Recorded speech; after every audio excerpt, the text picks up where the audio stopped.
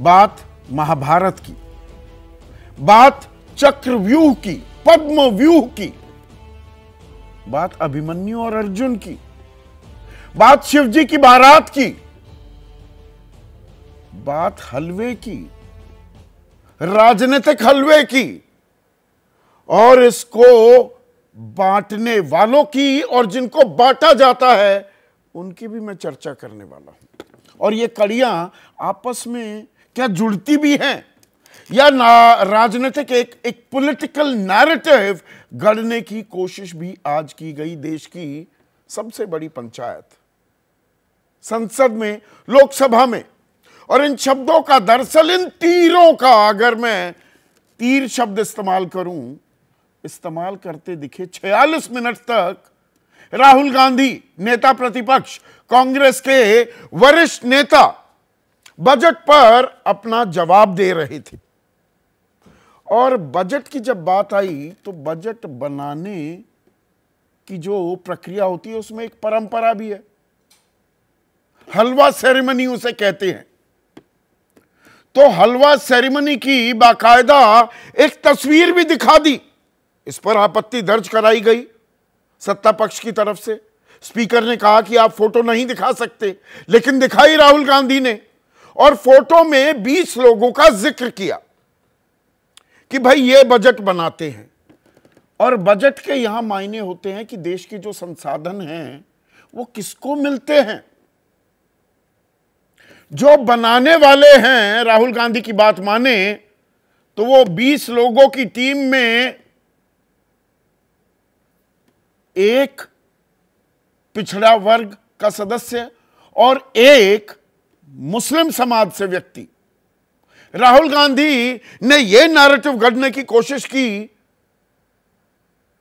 कि देश की 73% जो आबादी है जो पिछड़ी जाति से आती है, जो अल्पसंख्यक हैं, उनको कुछ नहीं मिलता, क्योंकि बांटने वाले उस समाज से आते ही नहीं हैं।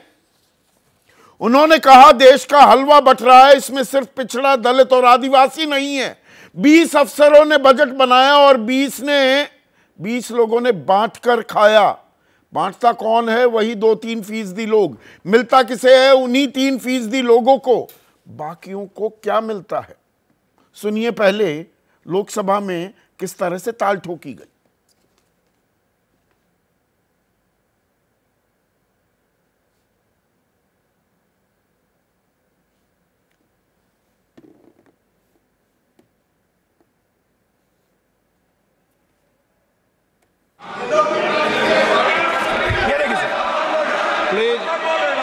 ये देखिए सर, ये फोटो देखिए। एक मिनट। ये जो बजट का जो हलवा है सर, ये बट रहा है।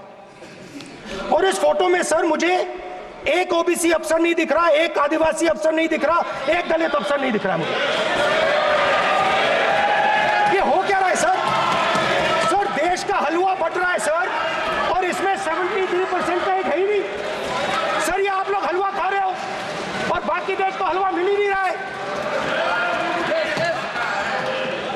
ठीक है सर 20 अफसरों ने, उनके नाम मेरे पास है, अगर आप नाम चाहते मैं दे दूंगा। 20 अफसरों ने हिंदुस्तान का बजट तैयार किया है। मतलब हिंदुस्तान का जो हलवा है 20 लोगों ने बांटने का काम किया है। अब स्पीकर सर, उन 20 लोगों में से 90% लोगों में से सिर्फ 2 हैं, एक माइनॉरिटी और एक ओबीसी। और इस फोटो में एक भी नहीं है। अब आपने तस्वीरों में देखा देश की वित्त मंत्री जिन्होंने हलवा ये बांटा, वो जिम्मेदारी उनके पास होती है। देश के संसाधन कहां पर, कितनी तादाद में, कितनी मात्रा में किसे दिए जाएंगे, तो वो सर पकड़ रही थी। अब 20 लोगों की टीम का जिक्र किया, वो कह रहे हैं कोई भी पिछड़ा नहीं, एक पिछड़ा है, फैक्ट चेक हम सामने रखते हैं, और एक मुस्लिम समाज का व्यक्ति भी है, पर बाकी सब सवर्ण है, इसमें भी कोई शक नहीं। तो ये राजनीति का हलवा दरअसल पका रहे हैं क्या? ये तो होता है सालों से। और इससे कहना क्या चाह रहे हैं? जाति की शक्कर अपने पक्ष में करने की कोशिश है क्या राहुल गांधी की? ये जाति कार्ड जितनी आबादी उतना हक, ये लगातार कहते आ रहे हैं और उसी को और आगे बढ़ाते दिखे बतौर नेता प्रतिपक्ष। उस पद पर अब आसीन है राहुल गांधी कि पिछड़ों को, दलितों को, शोषितों को, अल्पसंख्यकों को कुछ नहीं मिलता है और जातिगत जनगणना तो करानी होगी। यह अपने आप में एक कमजोर नब्ज है। मोदी सरकार की 2021 में सेंसस होना था, वो कोरोना के चलते नहीं हो पाया। फिर जी ये नतीजे आ जाएंगे, हो जाएगा, पर नतीजे आ गए हैं, बजट भी पेश हो गया। अभी जनगणना की प्रक्रिया के बारे में कोई जानकारी नहीं और जातिगत जनगणना तो नहीं होने वाली है। अब जी रोहिणी आयोग वो 2017 में बन गया था और 13 एक्सटेंशन के बाद राष्ट्रपति द्रौपदी मुर्मू को रिपोर्ट भी सौंप दी है। वो हालांकि सार्वजनिक नहीं की गई है, लेकिन उसमें जो बातें सामने आती हैं वो ये कि 2600 के करीब ओबीसी पिछड़ा वर्ग है सेंट्रल लिस्ट में, केंद्र की सूची में। इसमें 938 को ना दाखिला ना नौकरी, कुछ नहीं मिला, कोई फायदा नहीं। और 994 जातियों को सिर्फ 2.68% आरक्षण मिला है। आज की तारीख में जो सचिव, सेक्रेटरीज होते हैं to the government of India, 19 में से सिर्फ 3 पिछड़ी जाति के हैं। यहां ये 73% की ताल ठोक रहे हैं और 1% पिछड़ी जाति 50% से ज्यादा दाखिले और नौकरी यानी कि आरक्षण का फायदा उठा ले जाते हैं। यह जी रोहिणी आयोग कह रहा है और इसी को अब एक राजनीतिक औजार बना रहे हैं और उसी के चलते महाभारत का भी जिक्र कर दिया राहुल गांधी ने कि जी एक चक्रव्यूह बनाया जा रहा है इस वक्त देश में, जैसे महाभारत में हुआ था, जैसे अभिमन्यु को घेरा गया था, उसे पद्म व्यूह भी कहते हैं। अब यहां पर वो कमल का जिक्र करने लगे। पद्म व्यूह मतलब, पद्म का मतलब कमल होता है। 6 लेयर्स, 6 घेरे थे, 6 तरीकों से घेरा गया था अभिमन्यु को। अब राहुल गांधी कह रहे हैं कि आज का चक्रव्यूह बनाने वाले 6 लोग हैं। प्रधानमंत्री नरेंद्र मोदी, गृह मंत्री अमित शाह, आरएसएस के सरसंघचालक Mohan Bhagwat, national security head NSA Ajit Doval और अडानी और अंबानी, 2 उद्योगपति। और इस चक्रव्यूह को तोड़ने के लिए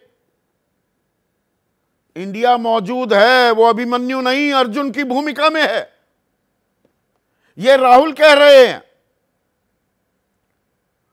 और हर धर्म चक्रव्यूह के खिलाफ फॉर्मेशन होता है, हिंदू धर्म में भी इसका फॉर्मेशन है, इसकी एक संरचना है जिसे शिवजी की बारात कहते हैं। इसमें सब पिछड़े, अति पिछड़े, दलित, सब लोग साथ में आ जाएंगे। अब इसे लेकर संसदीय कार्य मंत्री हैं किरण रिजिजू, उन्होंने तीखा हमला बोला है। वो बोले राहुल गांधी संसद में अनाप शनाप बात कर रहे हैं, अपने पद की गरिमा का भी ख्याल नहीं कर रहे हैं। राहुल गांधी को नियम से ऊपर नहीं होना चाहिए। तो ये सीधी आर पार हो गई है क्या सरकार और विपक्ष में? और जब पद्मव्यूह की, चक्रव्यूह की रचना का जिक्र कर रहे थे तो अभिमन्यु कौन बन गया है, इस ओर भी इशारा, साफ इशारा करते दिखाई दिए राहुल गांधी। वो बोले मध्यम वर्ग, लॉन्ग टर्म कैपिटल गेन बढ़ा दिया गया है, इंडेक्सेशन हटा दी, अब आपके पास जो प्लॉट था या घर था उसे बेचने जाओगे तो बहुत ज्यादा पैसा देना पड़ेगा टैक्स में। एमएसएमई, डर और टैक्स टेररिज्म, टैक्स आतंकवाद उनकी कमर तोड़ रहा है। जवानों की बात आई, अग्निवीरों के लिए पेंशन नहीं है और इस पर रक्षा मंत्री राजनाथ सिंह और राहुल गांधी में अच्छी खासी तू मैं भी हुई। राहुल गांधी ने कहा कि नहीं, जो वो 1 करोड़ रुपए दिए भी गए उसमें बीमा दिया गया, कोई शहीद को सम्मान के तौर पर पैसे नहीं दिए गए, वो तो बीमा राशि दी गई। और इस पर और विस्तृत चर्चा के लिए दोनों एक दूसरे को चुनौती देते भी दिखे। छात्रों का जिक्र किया राहुल गांधी ने कि पेपर लीक का जिक्र नहीं किया, निर्मला सीतारमण ने किसानों को एमएसपी न्यूनतम समर्थन मूल्य की गारंटी नहीं दी गई। एससी, एसटी, ओबीसी के लिए और अल्पसंख्यकों के लिए जातिगत जनगणना, इसका नाम भी नहीं ले रही सरकार। और युवाओं के लिए रोजगार की बात से कन्नी काट जाती है। डिटेलिंग कहां है? वो 1 करोड़ लोगों को जो इंटर्नशिप मिलने वाली है। यानी कि मोर्चे यहां पर कई खुल गए हैं और आने वाली राजनीति का खाका भी तैयार होता दिख रहा है क्या? इसमें जो अखिलेश यादव पीडीए शब्द का इस्तेमाल करते हैं, पिछड़ा, दलित और ए में आधी आबादी, अल्पसंख्यक, आदिवासी सब आ जाते हैं। उस राह पर अब विपक्ष जाता दिख रहा है क्या? यानी कि मंडल की राजनीति पर विपक्ष जोर दे रहा है और कमंडल का अभी बीजेपी पीछा छोड़ने को तैयार नहीं दिख रही है। वो जातियों में बंटने के बजाय हिंदू धर्म में जोड़े रखना चाहती है बहुसंख्यक समाज को, और उधर यह पलटवार हो रहा है। क्योंकि माता प्रसाद पांडे को अगर नेता प्रतिपक्ष बना दिया विधानसभा में समाजवादी पार्टी ने, अखिलेश यादव ने, तो अब बीजेपी हमलावर है। स्वामी केशव प्रसाद मौर्य कह रहे हैं कि देखिए इनका पीडीए तो धोखा है, ब्राह्मण को बना दिया। यानी कि कहीं ना कहीं तीर चुभ रहे हैं क्या? और जो पॉलिटिकल नैरेटिव, पटकथा जो बीजेपी पिछले कुछ सालों से तय करती आ रही थी और विपक्ष को उसके हिसाब से चलना पड़ रहा था, अब is the shoe on the other foot. यानी कि विपक्ष पॉलिटिकल नैरेटिव तय कर रहा है और रिस्पॉन्ड करना पड़ रहा है बीजेपी को।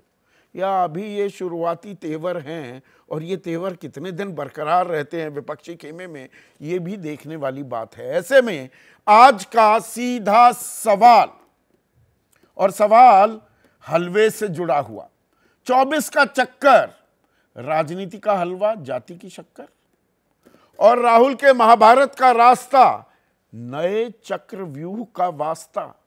तो 6 लोग उधर गिनवा दिए और 6 कौन अभिमन्यु बने हुए हैं उनको गिनवाया जा रहा है। चर्चा में मेरे साथ कांग्रेस के राष्ट्रीय प्रवक्ता अभय दुबे, समाजवादी पार्टी के राष्ट्रीय प्रवक्ता राजकुमार भाटी, ये विपक्षी खेमे के हो गए। वरिष्ठ पत्रकार हैं, सत्यहिंदी.com नाम का डिजिटल प्लेटफॉर्म चलाते हैं, आशुतोष, और देश के सबसे बड़े चुनावी विश्लेषकों में से एक संजय कुमार मेरे साथ हैं। और सत्ता पक्ष से एलजेपी रामविलास पासवान, गुट के नेशनल वाइस प्रेसिडेंट और मुख्य प्रवक्ता AK वाजपेयी, और जेडीयू के मुख्य प्रवक्ता और इस पैनल में सबसे तजुर्बेकार केसी त्यागी इस चर्चा में जुड़ चुके हैं। तो केसी त्यागी साहब, हलवे से ही शुरू करते हैं। अब ये राजनीतिक हलवे, यानी कि संसाधन किसको मिले, किसका पहला हक, ये जो लड़ाई छेड़ दी है, इसमें काफी कुछ पुट तो आपके जो मुद्दे थे उनको भी आगे करते दिखाई दे रहे हैं कि जितनी आबादी उतना हक होना चाहिए, जातीय जनगणना होनी चाहिए, पिछड़ों को संसाधनों पर उनका मालिकाना हक मिलता नहीं है। किस तरह से देखते हैं राहुल गांधी की इस राजनीतिक रणनीति को?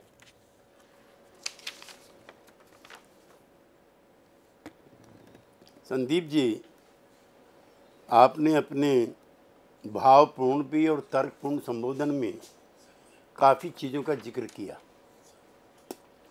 और राहुल जी के हलवा का भी जिक्र किया। लेकिन यह हलवा पिछले 10 साल में नहीं खाया कुछ लोगों ने, यह हलवा 70 साल से खाया जा रहा है। उन्हीं वंचितों का हक छीन करके, उन्हीं पिछड़ों का, अति पिछड़ों का, जिनका जिक्र राहुल गांधी जी कर रहे थे। और मेरे पास ढेर सारे आंकड़े, लेकिन बहुत समय आपका नहीं मैं ख़राब करूंगा। इस देश में अब तक 450 चीफ मिनिस्टर बने हैं, इसमें 71% वो जनरल कैटेगरी के हैं। तो हलवा तो ज़्यादा 50 साल में बहुत खाया गया। ओबीसी के सिर्फ 22%, SC ST के 31%। आज जब सुप्रीम कोर्ट ने मना कर दिया जातिगत जनगणना को लेकर के, कि बिहार में जो नीतीश कुमार ने अपना किया कार्य, जिसमें मंडल कमीशन ने 1990 में, गौर करने लायक बात है, पिछड़ों की जनसंख्या, भाटी जी की जनसंख्या 52% बताई थी, वो बिहार में इत्तेफाक से लगभग 64% निकल आई। 27% पिछड़े और 36% अति पिछड़े। और जहां आज अदालत ने फैसला किया है, उसको लेकर के पार्लियामेंट की, हम भी चूँकि दोनों सदनों में रहे हैं, उसकी एक स्थायी समिति होती है, उसने अपनी ताज़ा रिपोर्ट में कहा है कि ये बहुत दुर्भाग्यपूर्ण है कि पिछले 5 सालों में जो जजेस की जो नियुक्तियां हैं, वो 76% जो हैं वो उन्हीं सामान्य वर्ग की हैं जो हलवा खाने वाला, जिसका आपने जिक्र किया। तो राहुल गांधी सही कह रहे हैं। फिर नहीं, राहुल गांधी देर से कह रहे, मैं तो उनके पिताजी, दादाजी, नानाजी सबसे हिसाब लेना चाहता हूँ। देर आयत दुरुस्त आयत क्या? हमने 1990 में जब मंडल कमीशन लगा था, तो हमारे 2 महत्वपूर्ण साथी थे, रामविलास पासवान और शरद यादव। हम लोगों ने कनॉट प्लेस की एक एक दुकान का जाकर के सर्वेक्षण किया कि इनमें कोई पिछड़ों की, अति पिछड़ों की या दलित की है। एक भी नहीं। ये 10 साल का खेल नहीं, 70 साल का हलवा है ये। नहीं, जो 70 साल की दुआई दी जाएगी या उसके लिए कोई समाधान निकाला जाएगा? वो कह रहे हैं जातिगत जनगणना होनी चाहिए, पता होना चाहिए किसको कितने संसाधन दिए जाएं। हलवे का जिक्र वो यही तो कर रहे हैं कि हलवा बांटने वाले और हलवा जिन्हें दिया जा रहा है उसमें फर्क है। 3% लोग हलवा बनाते हैं, अपने में ही बांट लेते हैं। मैं तो कह रहा हूं कि ये 70 साल से बढ़ रहा, आप 10 साल का रोना रो रहे हैं। पूरा मुल्क लूट चुका 70 सालों में, आप 10 साल की तकलीफ का जिक्र कर रहे हैं। मुख्यमंत्री बने, मैंने बताया आपको 71% अपर कास्ट के बने, मैं भी अपर कास्ट का हूं। तो इसका समाधान कौन निकालेगा? सरकार में तो अब आप है ना। वो यही तो कह रहे हैं, हलवा कुछ लोगों को बांटा जा रहा है, पहले जो हुआ उसका कॉस्ट करेक्शन की तरफ जाने की बात कर रहे हैं। ये नई राजनीतिक रणनीति एक लकीर खींची जा रही है ना। ये लोग, मैं यही तो समझना चाह रहा हूं आपसे। सुन लीजिए प्लीज। तो आप समझ नहीं रहे हैं। ये लोकसभा की डिबेट है। मैं 1 2 3 4 5 साथियों को दिखा रहा हूं। Lok Sabha debate English version 4th session 9th Lok Sabha. जब मंडल आया है, इस मंडल पे किस पार्टी के नेता ने क्या राय रखी है, कैसे गाली खा रहे थे हमारे नेता। मैं नॉर्थ एवेन्यू में रहता था, निकलना मौत था। मेरी अपनी जात के लोग आके पूछते थे, तब कहाँ गया था हलवा, तब कहाँ गया था ये सामाजिक न्याय। तो बीजेपी की तरह आज जेडीयू के मुख्य प्रवक्ता भी इतिहास पढ़ाने लगे, इतिहास ही पढ़ाते रहेंगे। मैं मौजूदा वर्तमान में क्या अब ये लकीर खींची गई है, इससे बड़ी लकीर खींचना एक चुनौती हो गई है सरकार के सामने? मेरा सवाल ये है, आप समझ रहे हैं मेरा सवाल? नहीं, कोई चुनौती नहीं संदीप जी, कोई चुनौती नहीं है। हम जो सोशलिस्ट बैकग्राउंड के लोग हैं, हम जो जिनकी नस नस में सोशल जस्टिस भरा हुआ है, उनको ना कोई खतरा है ना चुनौती है। चुनौती उन लोगों के लिए, बिहार में आरक्षण किसने शुरू किया? कर्पूरी ठाकुर ने। पिछड़ों के अंदर थी, पिछड़ों को आरक्षण किया किसने किया? किसने विरोध किया? देखो ये पुरानी चीजें कैसे भूल सकती हो आप? तो जातिगत जनगणना पर क्या बीजेपी को अपनी पोजीशन साफ करनी चाहिए कि नहीं? वो तो आपकी भी मांग है। जातिगत जनगणना पहले आप बोल लीजिए, मैं बाद में बोलूंगा। नहीं बोलिए ना। जातिगत जनगणना किसने शुरू की? ये बिहार की जनता दल यू की सरकार के कार्यकाल से शुरू हुआ। दोनों सदनों में प्रस्ताव पास हुआ। जब कोई नहीं माना हमारी बात, तो बिहार सरकार ने शुरू कर दी। तब भी लोगों ने सवाल उठाए, अरे नहीं इसमें क्या है। अब मैं बहुत संक्षिप्त कर रहा हूँ, चूँकि आपके बहुत पैनल समझदार लोगों का है। शैक्षणिक योग्यता क्या है, कार्यकलाप क्या है, आवासीय स्थिति क्या है, ये लैपटॉप है कि नहीं है, इन्वेस्टमेंट कनेक्शन है कि इंटरनेट कनेक्शन है कि नहीं, ये वाहन है कि नहीं है, कृषि और भूमि है कि नहीं है। तो जो जनगणना होनी, जाति का जनगणना मत कहिए, जनगणना होनी है, उसमें खाली एक कॉलम में लिखना है ओबीसी। इसमें पेन की शाही खर्च होती है तो जेडीयू खर्चा देने के लिए तैयार है। तो ये सलाह दे दी बीजेपी को, केंद्र सरकार को ये सलाह दे दी। नहीं, सभी सरकारों का क्या मतलब? जनगणना केंद्र सरकार करती है, ये तो सुप्रीम कोर्ट ने भी साफ कर दिया। ये तो हमारे लिए तो सब एक से हो गए ना। सुप्रीम कोर्ट ने भी कौन सा हमारे साथ इंसाफ कर दिया। सुप्रीम कोर्ट के फैसलों पे, हाई कोर्ट के फैसलों पे नकारात्मक टिप्पणी करने के रिवाज नहीं है, लेकिन मैं कहना चाहता हूँ वहाँ प्रोपोर्शनल रिप्रेजेंटेशन अगर वंचित समाज के लोगों का हुआ होता तो क्या ये आज फैसला आता क्या?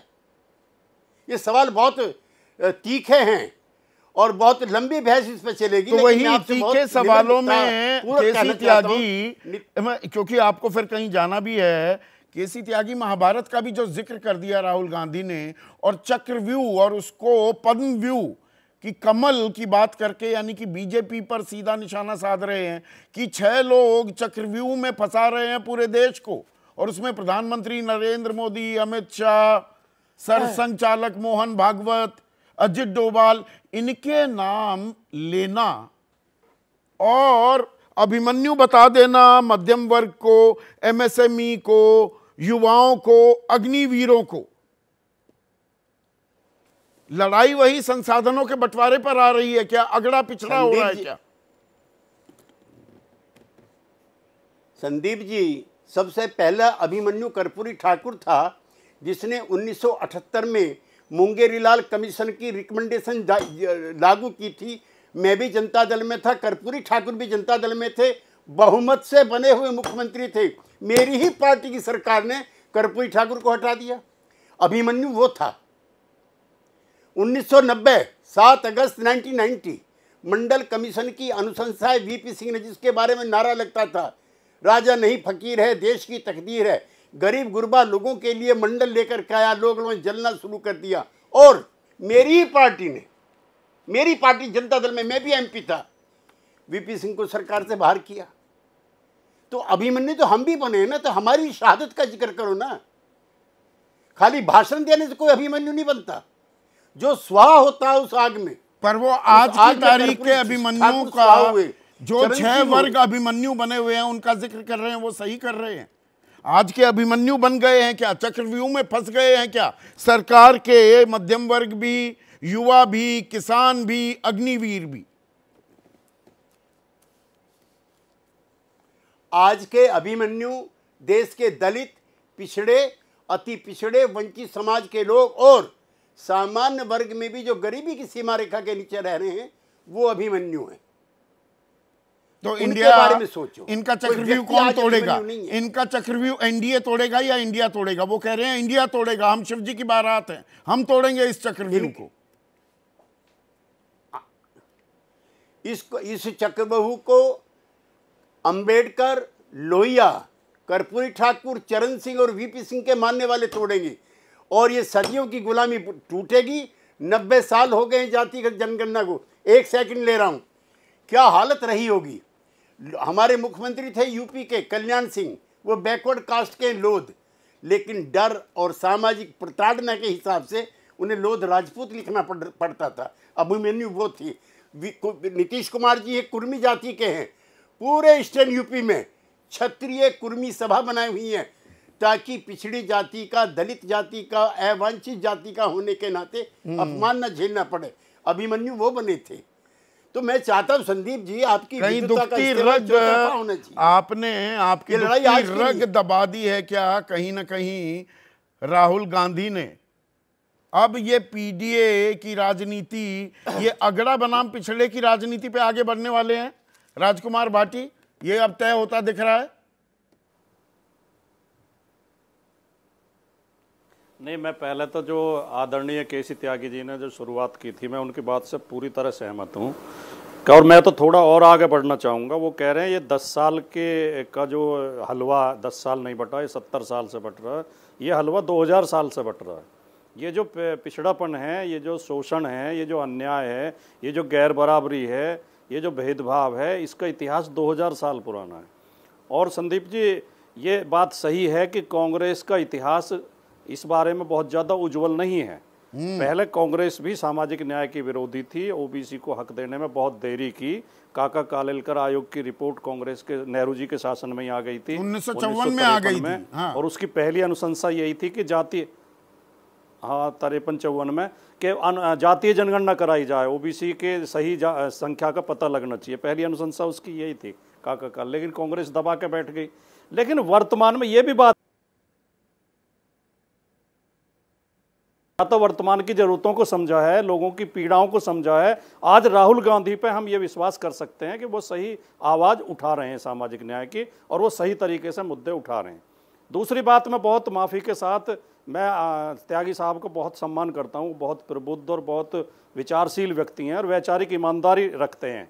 लेकिन उनकी एक बात में मैं अमेंडमेंट थोड़ा करना चाहता हूँ। उन्होंने कहा कि हम सोशलिस्ट हैं और सोशल जस्टिस हमारे रग रग में है, लेकिन आप जिनके साथ हैं आज वो कैपिटलिस्ट हैं और मनुवाद उनकी रग रग में है। वो ना तो सोशलिस्ट हैं और ना वो सोशल जस्टिस को चाहते हैं। सवाल तो उनसे है। आप तो कोशिश करेंगे, थोड़ा बहुत कहेंगे, आपके ऊपर हमें संदेह नहीं है, आपकी पार्टी के ऊपर भी और आपके ऊपर भी।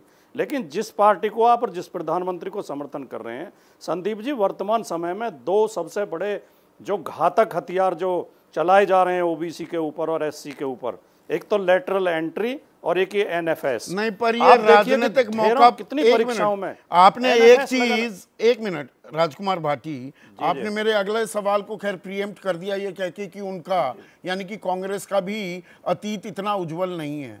पर ये यकायक अब जितनी आबादी उतना हक, पिछड़ों के बारे में संवेदनशीलता पहले कहाँ गई थी? 2011 में भी एक आर्थिक सामाजिक सर्वे किया गया था, उसे दबा क्यों लिया गया?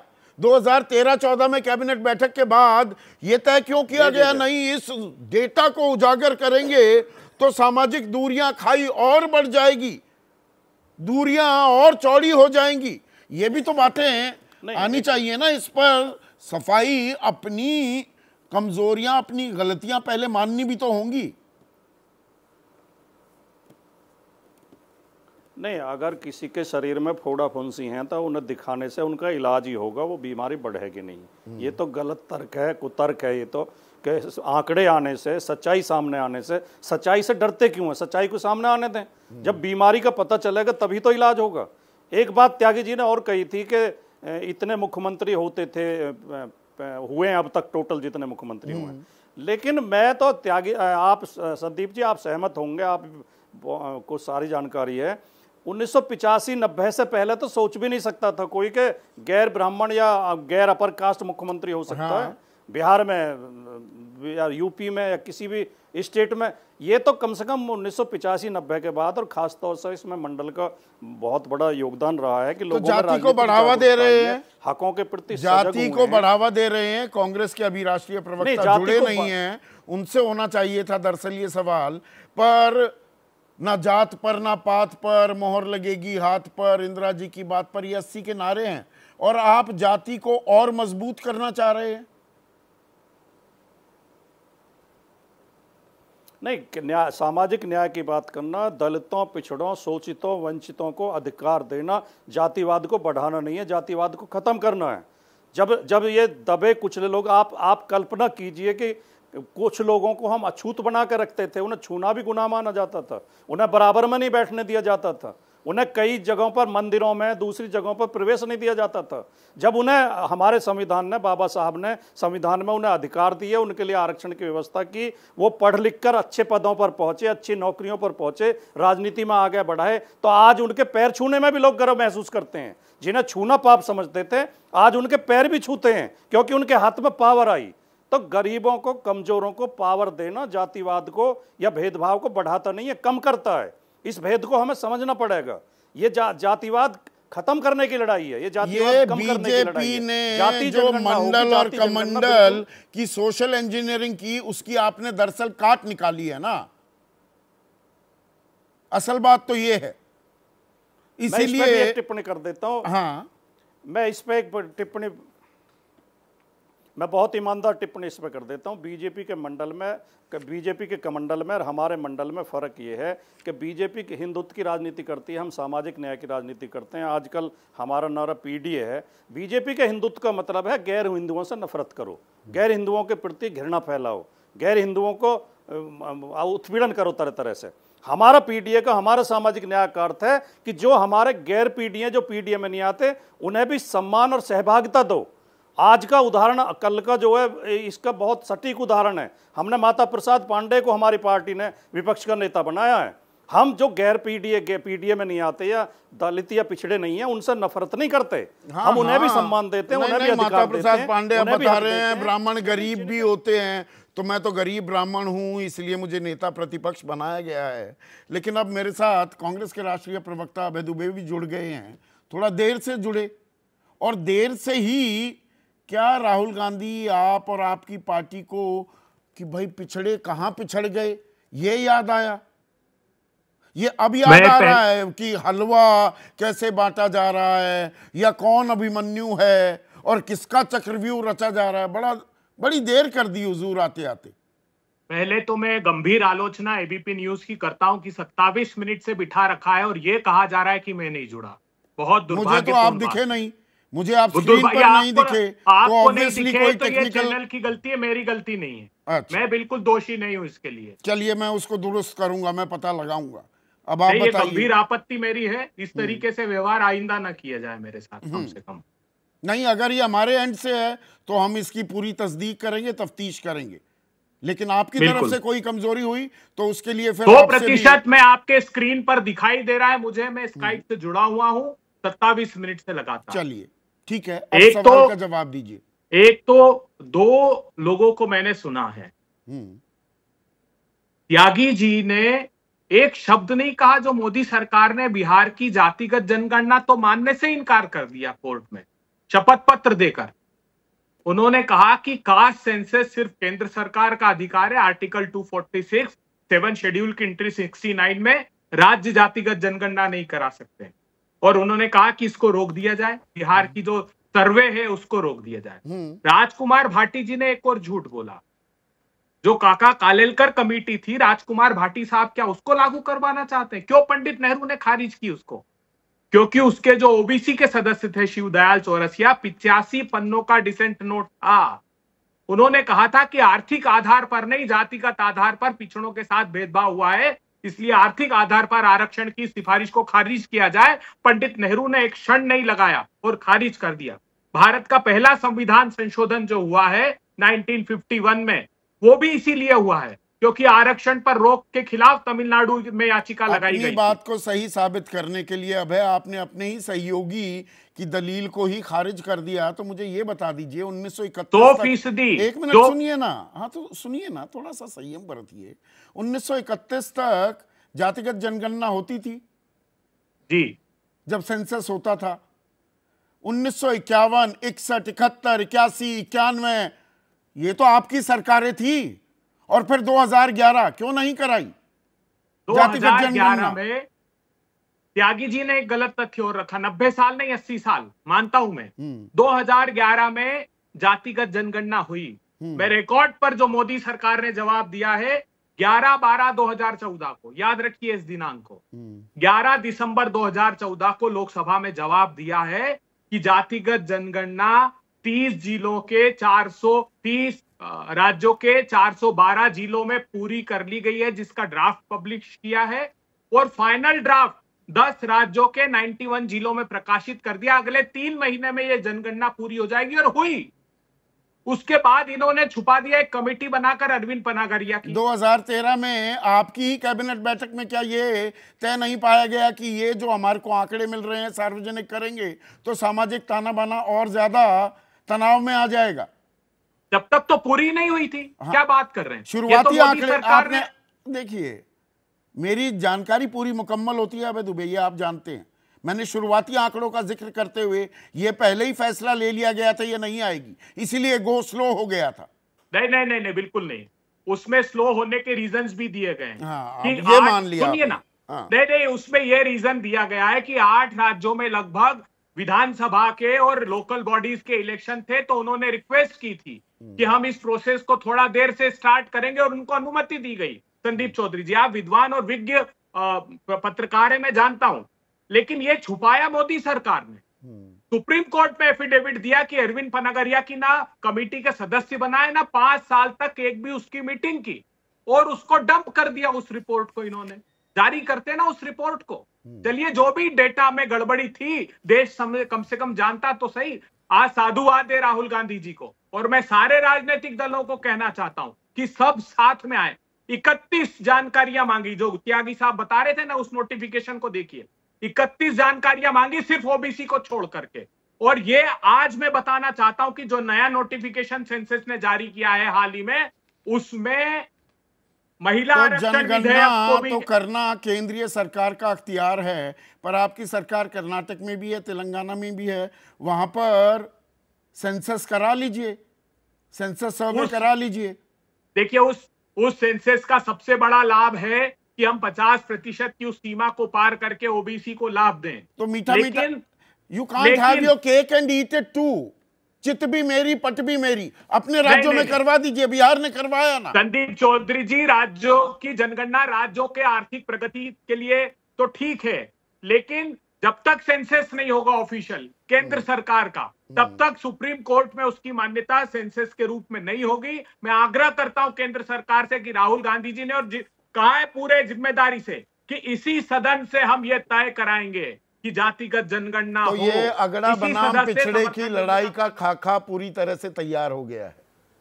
90 के दशक वाला नहीं, उससे अलग, पर बात वही हो रही है, मंडल बनाम कमंडल की राजनीति।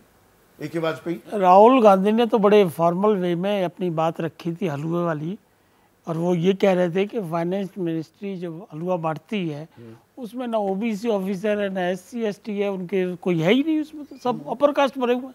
या नाम सुन लो जरा, SS नकुल, विवेक सिंह, BN भास्कर, हरनम सोनम जेंगोपो, शेरिया भुटिया, अनिल यादव, अशोक कुमार, राम रसिक मंडल, रितेश पटेल, MP तंगोजोला। वो 20 लोगों के नाम है। ये एक मैं क्या कह रहा हूँ, नहीं, ये किसके नाम है? ये फाइनेंस मिनिस्ट्री में जो लोग काम कर रहे हैं टॉप लेवल, वो 20 लोगों का जिक्र हो रहा था। वही 20 लोग, इसमें नेम प्लेट भी है। मैं तो इसीलिए राहुल गांधी को भी करेक्ट किया, एक पिछड़े वर्ग का है और एक मुस्लिम है। 20 लोगों से आपका क्या मतलब है? अच्छा। फाइनेंस मिनिस्ट्री में अगर बजट बनेगा तो टॉप के जितने ब्यूरोक्रेट है वो तो काम करेंगे ही करेंगे। आज की तारीख में 19 सचिव हैं, सेक्रेटरी हैं केंद्र सरकार में, सिर्फ 3 ही पिछड़ी जाति के क्यों आगे निकल गए। मैं कुछ और कहना चाह रहा हूं, मैं राहुल गांधी ने इतना सीरियस कुछ नहीं करा है उसमें। हाँ, अब विद्वान साथी जो बैठे हुए हैं अब उस मैसेज को लपकने की कोशिश कर रहे हैं। जातिगत जनगणना पे आपने बिल्कुल ठीक फरमाया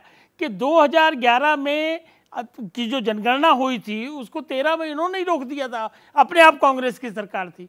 ये अब बड़े भारी जातिगत जनगणना की बात कर रहे हैं। पर ये अब चाहे भारी भरकम बातें कर रहे हो, जातिगत जनगणना होनी चाहिए कि नहीं?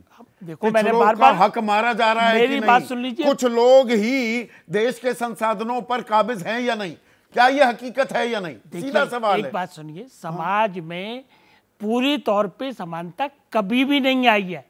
इवन जब राम राज्य था तब भी पूरी समानता नहीं था, आई एम सॉरी टू से। लेकिन ये सरकार ने अपनी विजन के लिए रखा हुआ है और काम करने की धारणा के लिए रखी हुई है, सबका साथ, सबका विकास, सबका प्रयास। इससे ज्यादा क्लैरिटी क्या हो सकती है? अभी मैं हाईकोर्ट के एक सेकंड 2600 जाति पिछड़े वर्ग में आती हैं केंद्रीय सूची में। 938 को ना एक नौकरी और ना एक दाखिला मिला। 994 में सिर्फ 2.68% के दाखिले और नौकरी मिली, और 1% इन 2600 जातियों में से 50% से ज्यादा दाखिले और नौकरी हथिया ले गए। हम क्या कह रहे हैं? अभी हम कह रहे हैं कि हमने सब कुछ ठीक कर दिया, एकदम सब हमने ठीक कर दिया जी। ये तो हमारा केस नहीं है। हमारा केस ये है कि हम प्रयास जारी है। अब हाई कोर्ट में 205 प्रपोजल पड़ी हुई है हाईकोर्ट जजेस अपॉइंटमेंट की, उसमें से 38 कैंडिडेट जो सेलेक्ट किए हैं, जो लिस्ट बनी है उसमें SC ST हैं, OBC हैं और BC भी हैं। मतलब हम क्या करें? 10 साल हमको अभी हुए हैं और आप हमको पूरे 70 साल का रिस्पॉन्सिबल मांग रहे हैं। देखिए कितने साल चाहिए फिर टोटल? ये वैसे ही हमने टारगेट रखा 2047। अच्छा, तब तक चाहिए, तब 2047 का टारगेट हमने रखा है विकसित भारत का। हमने ये रखा है कि हम विश्व गुरु बनेंगे, हमने ये रखा है कि थर्ड लार्जेस्ट इकोनॉमी बनाएंगे। टारगेट तो आते जाते रहते हैं ना। 2022 31 दिसंबर तक किसानों की आय दोगुनी होनी थी, वो चला गया। हम खाली क्या हुआ टारगेट? हम खाली टारगेट फिक्स नहीं करते, उस पर काम भी करते हैं। और अगर ठीक से चलता रहा मामला तो अगले 5 सालों में किसानों की आय वाकई दुगनी हो जाएगी, कुछ सालों में हो जाएगी। आशुतोष, जो ये महाभारत हलवा कैसे बांटा जा रहा है और चक्रव्यूह, उसमें अभिमन्यु और अर्जुन की अलग अलग परिभाषाएं, चक्रव्यूह को पद्मव्यूह भी कहना, राजनीतिक विमर्श क्या गढ़ा जा रहा है? नहीं, ये पूरी की पूरी जो राजनीतिक विमर्श है वो दरअसल हिंदुत्व के खिलाफ सामाजिक न्याय की लड़ाई को खड़ा करना और हिंदुत्व की जो तीक्ष्णता है उसको ब्लंट करना, सीधी सी बात। इसके अलावा इसका कोई दूसरा अर्थ ही नहीं है। और इसका साफ असर उत्तर प्रदेश के चुनाव में इस बार दिखाई पड़ा है। और वो इसीलिए दिखाई पड़ा है क्योंकि एक तरफ अखिलेश यादव पीडीए को लेकर आगे बढ़ रहे थे, दूसरी तरफ राहुल गांधी कास्ट सेंसस को लेकर आगे बढ़ रहे थे। और जो संविधान को लेकर जो एक डिबेट शुरू हुई, उस डिबेट की वजह से जो पीडीए का एक बहुत बड़ा हिस्सा जो है, जो भारतीय जनता पार्टी के साथ जुड़ा था, वो उनसे निकल के समाजवादी पार्टी कांग्रेस के पास गया और भारतीय जनता पार्टी को उत्तर प्रदेश के अंदर हार हुई। तो ये जो पूरी लड़ाई है, और ये अच्छी बात इसलिए क्योंकि कम से कम लंबे समय के बाद देश अब 2 विचारधाराओं की लड़ाई के बीच में आकर टिक गया है। और उस विचारधारा में एक तरफ है सामाजिक न्याय, दूसरी तरफ है हिंदुत्व की लड़ाई। तो अगर आपको अच्छी तरीके से याद होगा, जब पिछले साल अक्टूबर 2023 के समय में जब बिहार के अंदर लागू हुआ, कास्ट सेंसस लागू हुआ और उसकी रिपोर्ट जब सामने आई, तो प्रधानमंत्री नरेंद्र मोदी ने क्या कहा था? ये देश को जातियों में बांटने की साजिश है। तो ये देश को जो जातियों में जातियों के बारे में ज्ञान देते हुए, ज्ञान यानी कि गरीब, युवा, अन्नदाता और नारी की जातियां तो बस ये हैं, ये भी सामने रख दिया था। सबसे बड़ी प्रतिक्रिया प्रधानमंत्री की तरफ से ही आई थी, सत्ता पक्ष में से, बिल्कुल उसी दिन आई थी। तो ये जो पूरा खेल है, अगर आज की तारीख में आप हिंदुत्ववादियों से पूछेंगे तो जैसे ही जाति का नाम लेंगे वैसे ही वो भड़क जाते। अच्छा होता किसी त्यागी जी हमारे साथ होते तो बड़ा और मजा आता। शायद त्यागी जी को इस बात का अंदाजा नहीं था कि बाबा साहब अंबेडकर के पुतले जलाने वाले कौन लोग थे, बाबा साहब अंबेडकर को गालियां देने वाले कौन लोग थे। उसके बाद कर्पूरी ठाकुर ने जब रिपोर्ट लागू की, रिजर्वेशन लागू की, तो कर्पूरी ठाकुर को कौन गालियां दे रहा था। और जब मंडल कमीशन लागू हुआ तो एंटी मंडल एएमसीएफ जो बना था उसको कौन लोग आग दे रहे थे। तो मतलब यहां पर मंडल बनाम कमंडल की राजनीति, ये हमने 90 के दशक में भी होती देखी, लेकिन इसका एक दूसरा रूप और स्वरूप सामने आ रहा है क्या संजय? आपकी रीडिंग क्या है? बिल्कुल, मुझे लगता है लड़ाई उस ओर जाती हुई दिखाई पड़ रही है। 2024 के चुनाव में भी काफी हद तक ऐसा दिखा, लेकिन मुझे लग रहा था कि 2024 के चुनाव के नतीजों के बाद शायद ये थम जाएगा या इस पर कुछ फुल स्टॉप तो नहीं, कॉमा तो लगेगा। लेकिन मुझे लगता है ये लड़ाई आगे की ओर जा रही है। और यूपी के 10 विधानसभा क्षेत्रों का उपचुनाव है, हरियाणा में भी चुनाव है, आने वाले 1-2 साल में कई राज्यों में भी चुनाव है।